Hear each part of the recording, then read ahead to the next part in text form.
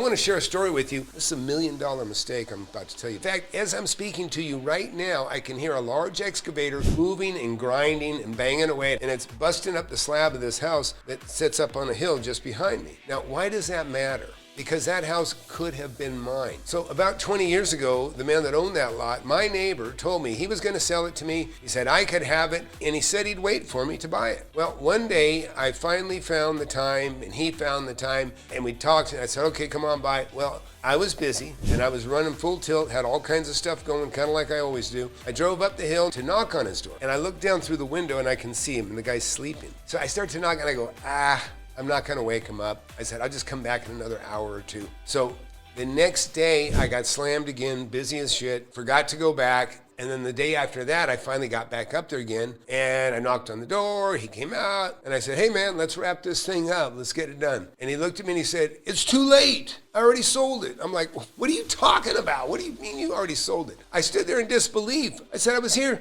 day before yesterday, you were sleeping on the couch. And that's when he said, and I'll never forget it, because this is what stings today, but it's a lesson for you. You know what he said? He said, you should have woke me up. That's what he said. You should have woke me up. And he's right. I should have just woke him up. I lost the deal.